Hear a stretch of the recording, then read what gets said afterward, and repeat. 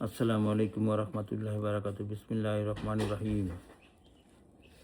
জাবের রাদিয়াল্লাহু থেকে বর্ণিত, তিনি বলেন, পরীক্ষার যুদ্ধে আমরা খন্দক খনন করতে করতে একটি কঠিন পাথর বের হলো। সাহাবিগণ নবী সাল্লাল্লাহু আলাইহি সাল্লামের কাছে গিয়ে বললেন, খন্দকে একটি কঠিন পাথর বেরিয়েছে। তিনি বলেন, আমি নামছি।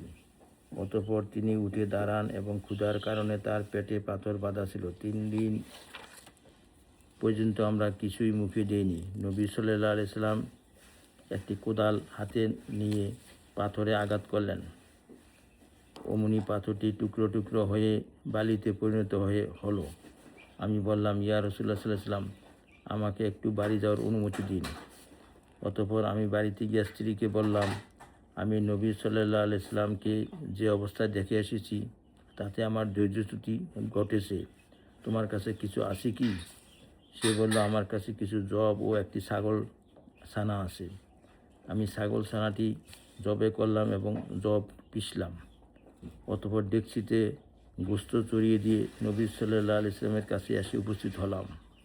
ইতিমধ্যে আটা রুটি তৈরির উপযুক্ত হয়ে গেল এবং উনুনের ডেকচিতে গোস্ত রান্না হয়ে গেল। আমি তাকে বললাম, ইয়া রাসূলুল্লাহ সাল্লাল্লাহু আলাইহি সাল্লাম, অল্প কিছু খাবারের ব্যবস্থা করেছি, দয়া করে আপনি এবং সাথে 1 অথবা 2 জন লোক নিয়ে চলুন। তিনি জিজ্ঞাসা করলেন, আমরা কতজন যাব? আমি তাকে পরিমাণ খুলে বললাম। তিনি বললেন, বেশি সংখ্যকই উত্তম। তুমি তোমার স্ত্রীকে বলো, আমি না আসা পর্যন্ত ডেকচি নামাইও না এবং উনুন থেকে রুটি বের করো না। অতঃপর তিনি সবাইকে সম্বোধন করে বললেন, সকলেই চলো। অতএব মুহাজির ও আনসার সকলেই রওনা দিলেন। আমি স্ত্রীর কাছে এসে বললাম, তোমার উপর আল্লাহর রহমত বর্ষিত হোক। নবী সাল্লাল্লাহু আলাইহি সাল্লাম, আনসার, মুহাজির এবং তার সাথে সবাই এসে গেছেন। তিনি বলল, তিনি কি তোমাকে কিছু জিজ্ঞাসা করেছেন? আমি বললাম, হ্যাঁ। অতঃপর নবী সাল্লাল্লাহু আলাইহি সাল্লাম বলেন, তোমরা প্রবেশ করো, কিন্তু ভিড় করো না।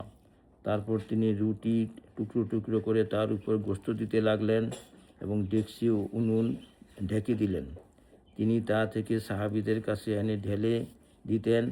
এভাবে তিনি রুটি টুকরো টুকরো করতে থাকলেন এবং তাতে তরকারি ঢেলে দিতে থাকলেন। অবশেষে সকলেই পূর্ণ তৃপ্তি সহকারে পেট ভরে খেলেন এবং কিছু অবশিষ্ট থাকলো। তিনি বললেন, এগুলো তুমি জাবেরের স্ত্রী খাও এবং অন্যদের হাদিয়া দাও। বুখারী, মুসলিম। ইয়া আল্লাহ, আমাদেরকে এই হাদিসের উপর আমল করার তৌফিক দান করুন।